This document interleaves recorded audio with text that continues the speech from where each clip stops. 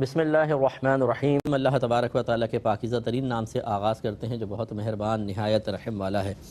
الحمدللہ درس بخاری کا سلسلہ جاری و ساری ہے، اور پچھلے پروگرام میں 1897 نمبر حدیث پاک ذکر کی تھی۔ ایک باب قائم کیا ہے، باب هل یقال رمضان او شہر رمضان ومن رآ کلہ واسعا۔ اس بات کا باب کہ کیا یوں کہا جائے رمضان، یا یہ کہا جائے کہ رمضان کا مہینہ، جسے ہم کہتے ہیں جو رمضان آ گیا، اور بعض کہتے ہیں رمضان کا مہینہ آ گیا، تو کیا کہا جائے، اور وہ شخص کہ جو ان دونوں کو صحیح سمجھتا ہے اس کا باب۔ تو حدیث لائیں 1898، اور حضرت ابو ہریرہ رضی اللہ تعالی عنہ اس کے راوی ہیں، وہ بیان کرتے ہیں کہ رسول اللہ صلی اللہ علیہ وسلم نے فرمایا کہ جب رمضان آتا ہے تو جنت کے دروازے کھول دیے جاتے ہیں۔ اس سے معلوم ہوا اس حدیث سے کہ صرف یہ کہنا رمضان آتا ہے یہ بھی ٹھیک ہے۔ اصل میں رمضان اللہ کے صفاتی ناموں میں سے بھی ایک نام بزرگوں نے ذکر کیا ہے، تو کیا یہ مناسب ہے کہ اس طرح کہنا کہ رمضان آ گیا؟ تو بعض جو مفسرین تھے جن میں مجاہد رحمۃ اللہ علیہ بھی تھے، وہ اس کو ناپسند کرتے تھے، اور ہو سکتا ہے ان تک یہ حدیث نہ پہنچی ہو، ورنہ ناپسندیدگی کا کوئی معنی نہیں۔ تو لہٰذا حدیث میں لیکن موجود ہے کہ خود سرکار صلی اللہ علیہ وسلم نے یہ فرمایا کہ رمضان آتا ہے، یہ شہر رمضان نہیں فرمایا۔ قرآن میں شہر رمضان ہے، نبی کریم صلی اللہ علیہ وسلم نے رمضان بھی فرمایا، اور بعض مقامات پر شہر رمضان فرمایا۔ شہر کہتے ہیں مہینے کو عربک میں، تو رمضان کا مہینہ، گویا کہ یہ دونوں چیزیں جائز ہیں۔ اور اس میں ایک جملہ یہ ہے کہ جنت کے دروازے کھول دیے جاتے ہیں۔ اس کا مطلب یہ ہے کہ جو نیک عمل کرتا ہے اس کے لیے جنت کا راستہ آسان کر دیا جاتا ہے، کیونکہ جب رمضان آتا ہے آپ کو پتہ ہے شیاطین بند ہیں، اور ہم روزہ رکھ رہے ہیں، نمازوں کی توفیق ہے، جوش زیادہ بڑھ جاتا ہے، عبادت کا ذوق بڑھ جاتا ہے، تو گویا کہ جنت میں داخل ہونے کے امکانات زیادہ ہو جاتے ہیں۔ پھر اللہ تعالیٰ کی رحمت بڑی وسیع ہوتی ہے۔ ویسے اللہ کی رحمت بہت وسیع ہے، لیکن گویا کہ اس کا نزول اور اس کا اظہار بہت وسعت کے ساتھ ہوتا ہے، کہ اللہ تعالیٰ ایک ایک دن میں 6 لاکھ لوگوں کو جہنم کی آگ سے آزادی عطا فرماتا ہے۔ روزہ افطار کرنے والوں کی بخشش، سحری کرنے والوں کی بخشش کے امکانات، تو گویا کہ اس وجہ سے جب اللہ کی رحمت بہت وسیع ہے اور اپنے بندوں پر کثرت سے اللہ تعالیٰ رحمت فرما رہا ہوتا ہے، تو پھر جنت کے راستے گویا کہ آسان ہو ہی گئے۔ اسی کو اس سے تعبیر کیا کہ جنت کے دروازے کھول دیے جاتے ہیں، ورنہ اگر صرف کھولے جاتے تو ابھی تو ہم نے داخل ہونا ہی نہیں ہے، تو پھر ہمارے لیے کیا فائدہ تھا جنت کے دروازے کھولنے کا؟ مراد یہی ہے کہ جنت کا راستہ آسان ہوتا ہے، جنت میں داخل ہونا آسان کر دیا جاتا ہے۔ اگلے باب کی طرف آتے ہیں۔ 1899 حدیث پاک ہے، حضرت ابو ہریرہ رضی اللہ تعالیٰ عنہ بیان کرتے ہیں کہ رسول اللہ صلی اللہ علیہ وسلم نے فرمایا کہ جب رمضان کا مہینہ داخل ہوتا ہے تو آسمانوں کے دروازے کھول دیے جاتے ہیں، اور دوزخ کے دروازے بند کر دیے جاتے ہیں، اور شیاطین جکڑ دیے جاتے ہیں۔ تو پچھلی حدیث میں تھا جنت کے دروازے کھول دیے جاتے ہیں، اس میں ہے آسمان کے دروازے کھول دیے جاتے ہیں۔ تو علماء فرماتے ہیں کہ جنت کے تک پہنچنے تک یعنی پہنچنے کے لیے آسمان کے دروازوں سے گزرنا ضروری ہے۔ تو یہ گویا کہ ایک طرح سے تعبیر کیا کہ آسمان کے دروازے کھول دیے جاتے ہیں، یعنی جب کھل جائیں گے تو جنت تک رسائی ہو جائے گی۔ نتیجہ اور معال وہی ہوگا کہ جب رمضان کا مہینہ آتا ہے تو ایک مومن کے لیے جنت کے حصول کا راستہ آسان کر دیا جاتا ہے۔ اب یہ اس مومن کی بدبختی ہوگی کہ اللہ تبارک و تعالیٰ تو جنت کے دروازے وا کر دے، کھول دے، آسان اس میں داخلہ آسان کر دے، اور ہم ایک بدکے ہوئے جانور کی طرح دور بھاگیں، وہ جنت کی طرف بلائے اور ہم جہنم کا راستہ طے کریں۔ یہ وہ لوگ ہوتے ہیں جو رمضان میں بھی کرپشن نہیں چھوڑتے ہیں، حرام کمانا، جھوٹ بولنا، لوگوں کی مجبوریوں سے فائدہ اٹھا کے ناجائز نفع کمانا، پھر گالی گلوچ، پھر بدنگاہیاں، پھر روزے کا ترک، پھر نمازیں نہ پڑھنا، یہ تمام چیزیں رمضان میں بھی چلتی رہتی ہیں۔ کتنی بڑی بدبختی ہوگی جب میدان محشر میں روزہ رکھنے والے اللہ کے نیک بندے، رمضان کی قدر کرنے والے جنت میں جا رہے ہوں گے۔ اس وقت اس کو افسوس ہوگا کہ مجھے گٹکوں نے پکڑ لیا، پان نے پکڑ لیا، سگریٹ نے، چرسی موالی دوستوں نے، سوشل میڈیا نے مجھے جکڑ دیا اور اللہ کے پاس نہ جانے دیا۔ ان معمولی چیزوں کی وجہ سے ایک آدمی ہو سکتا ہے بروز قیامت قابل گرفت ہو جائے۔ اس وقت صدمہ اور افسوس ہوگا، لیکن اپنے آپ کو ملامت کرنے کے علاوہ اور کچھ نہیں کیا جا سکے گا۔ اور دوسرا، دوزخ کے دروازے بند کر دیے جاتے ہیں۔ یہاں پہ وہی تعویل ہے کہ اگر فرض کریں دروازے بند ہو گئے تو ایک روزہ دار کو اس سے کیا فائدہ، وہ کون سا بھی داخل ہونے لگا تھا۔ مراد یہ ہے کہ اس کے لیے جہنم کا راستہ تنگ کر دیا جاتا ہے، اسے ایسی توفیق دی جاتی ہے کہ وہ جہنم میں جائے ہی نہیں. یعنی روزے، اس کے بدلے میں بخشش، پھر تراویح ہے، پھر ویسے ہی اللہ تعالیٰ سحر اور افطار کے وقت بے شمار لوگوں کو بخشتا ہے. تو گویا کہ اس کے لیے جہنم سے بچنے کے امکانات بہت زیادہ بڑھا دیے جاتے ہیں. اس کو اس سے تعبیر کیا گویا کہ جہنم کے دروازے بند کر دیے جاتے ہیں اور شیاطین کو جکڑ دیا جاتا ہے. اب اس میں مطلب کئی کلام ہیں، بات کہتے ہیں، یعنی ایک قول یہ بھی ہے کہ صرف ابلیس کو بند کیا جاتا ہے، جو چھوٹے موٹے شیطان ہیں وہ کھلے رہتے ہیں. بعض کہتے ہیں نہیں، تمام شیاطین کو جکڑ دیا جاتا ہے. تو پھر سوال پیدا ہوتا ہے کہ پھر رمضان میں ہم سے گناہ کیوں ہوتے ہیں، خطائیں کیوں ہوتی ہیں؟ اس کا جواب دیتے ہیں کہ بھئی نفس تو ہمارے ساتھ ہے، وہ ہمیں ترغیب دیتا ہے، اور یا پھر گناہوں کی جو سابقہ عادت ہے وہ اتنی پختہ ہوتی ہے اور عادت فوراً نہیں چھٹتی ہے، لہٰذا اس عادت کے تابع ہو کر ہم گناہ کر لیتے ہیں، ورنہ شیاطین بند ہوتے ہیں. اور بہتر یہ ہے کہ شیاطین کا لفظ چونکہ جمع کا آیا تو ہم یہ والا قول لیں کہ سارے کے سارے شیاطین بند ہوتے ہیں بمائے استاد ابلیس کے، لیکن نفس ہمارا جو ہے وہ ہمیں بہکاتا ہے اور وہی گناہوں کی عادت. اور بعض اوقات ایسا ہوتا ہے کہ شیطان چلا جاتا ہے لیکن اپنے نائبین چھوڑ دیتا ہے، اور وہ نائبین شیطان نہیں ہوتے، کیونکہ شیطان کے نائبین دو طرح کے ہیں. ایک خود شیاطین یعنی ابلیس بڑا ہے اور چھوٹے چھوٹے شیطان اس کے نائب ہیں، اور ایک ہوتا ہے شیطان کا نائب انسان. شیطان جو ہے وہ پورے سال میں ایسے افراد تیار کر دیتا ہے کہ خود وہ بند ہو جاتا ہے، لیکن رمضان میں اس کے یہ جو چیلے ہوتے ہیں اور اس کے شاگرد یہ کام کرتے رہتے ہیں. اسی لیے بہت سے ایسے ہوں گے جو نہ خود روزہ رکھتے ہیں نہ دوسروں کو رکھنے دیتے ہیں. دوست وغیرہ ہوتے ہیں نا، یار تو روزہ رکھے گا، اپنے بیٹھ کے کھائیں گے پیئیں گے، تاشی گڈی ہاتھ میں ہوگی، کیا یہ تو روزہ، پھر تو مزہ نہیں آئے گا، تیری وجہ سے ہم کچھ نہیں کر سکتے، اچھا بھائی چلو میں بھی روزہ چھوڑ دیتا ہوں. ایسی گھر کے سرپرست اتنے بیچارے عجیب و غریب ہوتے ہیں کہ خود روزے نہیں رکھ رہے ہوتے تو اولاد کیا رکھے گی ان کے روزے. اسی طریقے سے جو مطلب ایک شخص رشوت کا عادی ہے وہ دوسروں کو بھی کہتا ہے رشوت لو. گھر میں بے نمازی ہوتے ہیں، ان کو دیکھ کے کوئی بھی رمضان میں نمازی نہیں بنتا ہے.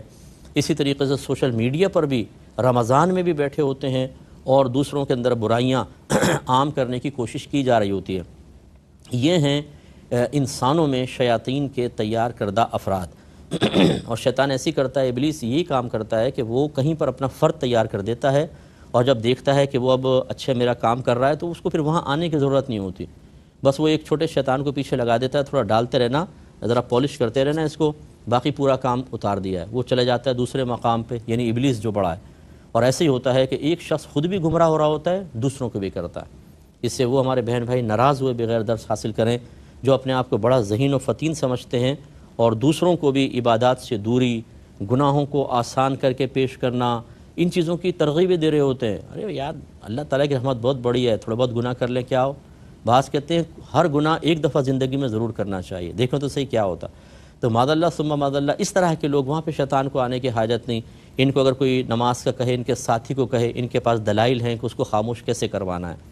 کوئی روزے کی ترغیب دے، ان کو پتہ ہے کہ اس کی زبان کیسے بند کرنی ہے. کوئی اگر مطلب فحاشی کے بارے میں روکے تو کیسے اس کو ہمیں سمجھانا ہے اور کس طرح خود اس کو ایسا بولنا ہے کہ یہ خود اپنے آپ کو مجرم سمجھے، گلٹی فیل کرے اور ہمارے پاس سے بھاگ جائے کہ میں نے کن کو چھڑ دیا. تو یہ وہ لوگ ہیں کہ جو مطلب شیطان کو یہاں پر آنے کی ضرورت نہیں، وہ اس کا کام پورا کر رہے ہوتے ہیں. ایسی بڑی معذرت کے ساتھ کچھ گھر کے سرپرست ایسے ہوتے ہیں کہ جو اپنے گھر میں دینی نظام بننے ہی نہیں دیتے ہیں، دین کو داخل نہیں ہونے دیتے. ان کو معاذ اللہ یعنی ایسے لوگ ہمیں ملے ہیں کہ جیسے نفرت ہے انہیں کو دین سے. کوئی اگر بچہ نماز پڑھتا ہوا نظر آئے گا تو غصے ہوں گے، بیوی یا بچی پردہ کرنے لگے گی تو ناراض ہو جائیں گے، غصے ہوں گے. وہ چاہتے ہی نہیں کہ گھر میں دین داخل ہو. اب آپ کہیں گے صاحب شاید آپ مبالغہ آرائی کر رہے ہیں. میں مبالغہ آرائی نہیں کر رہا ہوں، میرا بڑا تجربہ ہے، عرصہ دراز سے تبلیغ دین کر رہے ہیں. ایسے لوگ موجود ہیں، نام کے مسلمان ہیں باقی کچھ بھی نہیں. بلکہ چلیں میں نے بارہا کہتا ہوں، ایک آدمی ہے بے عمل ہے، وہ نیک اعمال سے دور ہے، شیطان کے چلیں اطاعت کرتا ہے، یہ بھی غلط ہے. لیکن اس سے برا وہ ہے کہ جو یہ تمام کام کرنے کے ساتھ دوسروں کو دین سے روکے. یہ شخص کم از کم برا ہے لیکن دین سے تو نہیں روک رہا، برائی کو عام تو نہیں کر رہا. لیکن جب وہ عام کرنا شروع کر دیتا ہے، یاد رکھیں پھر یہ شیطان کا ایک تیار کردہ فرد بن جاتا ہے. وہاں پھر شیطان کو آنے کی ضرورت نہیں. تو رمضان میں آپ یہ دیکھیں گے کہ شیاطین بند ہیں، اور بعض انسان ایسے ہوتے ہیں جو ان کاموں کی ترغیبیں دے رہے ہوتے ہیں کہ جو شیطان اگر ہوتا تو وہ ترغیب دیتا. تو یہ مطلب مصیبت ہے کہ رمضان میں جو ہم سے گناہ ہوتے ہیں وہ ان امور کی بنا پر ہوتے ہیں. اور جیسے کہ باب قائم کیا گیا، نبی کریم صلی اللہ علیہ وسلم نے ارشاد فرمایا کہ جب رمضان کا مہینہ داخل ہوتا ہے، تو پچھلی حدیث میں صرف رمضان فرمایا تھا، اس میں رمضان کا مہینہ، تو امام بخاری نے اس کو بھی حدیثوں میں نوٹ کیا کہ ایک حدیث میں سرکار نے رمضان فرمایا، اس میں رمضان کا مہینہ فرمایا، اس کا مطلب یہ دونوں چیزیں کہنا جائز ہیں، اسی کو بطور باب آپ نے ذکر کیا تھا۔ اگلی حدیث کی طرف آتے ہیں، 1900 نمبر حدیث پاک ہے، اور اس میں رحمت کونین صلی اللہ علیہ وسلم نے رمضان کے مہینے کے آغاز اور عید کب ہوگی اس کا ایک اصول بیان کیا ہے۔ حضرت ابن عمر رضی اللہ تعالی عنہما نے بیان کیا کہ میں نے رسول اللہ صلی اللہ علیہ وسلم کو یہ فرماتے ہوئے سنا ہے کہ جب تم رمضان کا چاند دیکھو تو روزہ رکھو، اور جب تم عید کا چاند دیکھو تو روزے چھوڑ دو، اور اگر چاند چھپ جائے یعنی گرد و غبار وغیرہ کی وجہ سے بادلوں میں چھپ جائے تو تم گنتی پوری کرو۔ یعنی ہمارا جو مہینہ ہوتا ہے 29 کا ہوتا ہے یا 30 کا مہینہ ہوتا ہے اسلامی لحاظ سے، تو گویا کہ شعبان کے آخر میں، جیسے رؤیت ہلال کمیٹی ہماری ہے یا عام لوگ بھی اہتمام کرتے ہیں، چاند دیکھنے کی کوشش کریں، اگر نظر آ جائے تو بالکل ٹھیک ہے، اگلا دن رمضان کا ہوگا۔ اب یہ شعبان کا مہینہ چاہے 29 کا ہو چاہے 30 کا تھا، اگر 29 کا ہوتا ہے تبھی ہم چاند دیکھتے ہیں کہ بھئی کل رمضان تو نہیں ہے، فرسٹ رمضان ہے یا 30 شعبان ہے، کیونکہ 30 جب ہو جاتے ہیں تو پھر 31 تو اسلامی کوئی مہینہ نہیں ہوتا، تو اگلا تو پھر لازم ہے کہ رمضان کا ہی ہوگا۔ اس کے لیے اصول میرے آقا صلی اللہ علیہ وسلم نے فرمایا کہ تم چاند دیکھنے کی کوشش کرو، نظر آ جائے ٹھیک، نہیں نظر آئے تو چھوڑ دو۔ یعنی گویا کہ اگر 29 کو ہم نے دیکھا نہیں نظر آیا تو سرکار نے فرمایا گنتی پوری کرو، تو ہمیں شعبان کے 30 دن پورے کرنا ہے۔ اچھا یہ کب ہے کہ جب بادل بہت زیادہ ہوتے ہیں نا، تو پھر بہت کثیر لوگوں کو دیکھنا ہوتا ہے، وہ ایک آدھ گواہی بھی اس میں چل جاتی ہے جب مطلع ابر آلود ہوتا ہے، کیونکہ وہ سب کو نظر نہیں آ سکتا، ہو سکتا ہے کسی اونچی جگہ سے کسی نے دیکھ لیا، لیکن جب مطلب بالکل صاف ہوتا ہے تو ایک جماعت کثیرہ پھر اس کو دیکھے، کیونکہ وہ چھپتا تو ہے نہیں چاند، لیکن آنکھوں کی رؤیت کو سرکار صلی اللہ علیہ وسلم نے معیار بنایا ہے۔ اسی طرح رمضان کے 29واں دن کو کہ غروب آفتاب پر پھر ہمیں چاند کو تلاش کرنا چاہیے کہ اگلا دن عید کا ہوگا یا 30 رمضان ہوگا۔ اگر چاند نظر آئے ٹھیک، ورنہ آپ کے نبی نے اصول بیان فرمایا 30 کی گنتی پوری کر لو۔ اب بتائیے اس میں ٹینشن کیا ہے؟ ٹینشن کچھ بھی نہیں ہے، آپ کے نبی نے بڑا آسان سا اصول بیان کیا۔ اب اس میں پھر ہم لوگ آپس میں لڑنا شروع ہو جاتے ہیں، کوئی کچھ کرتا ہے، کوئی کچھ، باہر کے ملکوں سے ہر سال ہزارہا پیغام آ جاتے ہیں کہ جی ہماری ایک مسجد اس ٹائم میں مطلب اس وقت عید کر رہی ہے، دوسری جو ہے ایک دن بعد کر رہی ہے، لوگ بڑے پریشان ہوتے ہیں۔ تو یہ آسان سا ہے، لیکن بہرحال باہر کے لوگوں کے لیے ہماری تلقین عمومی طور پر یہی ہوتی ہے کہ آپ اپنے شہر کے جو اچھے جید اور صاحب تقوی علماء ہیں، خصوصاً جو مفتی صاحب ہیں، جو سب سے بڑے شہر کے مفتی کہلاتے ہیں، جن کے قول پر اکثر علماء کو اعتماد ہو، وہ جو ٹائم بتائیں، یعنی وہ کہیں کہ کل عید ہے تو آپ عید کریں، وہ کہیں کہ کل روزہ ہے تو روزہ رکھیں، کیونکہ ان کے پاس تمام کیلکولیشنز اور تمام شرعی جو ضابطے ہیں وہ ان کا لحاظ کر کے یہ قول کہہ رہے ہوتے ہیں۔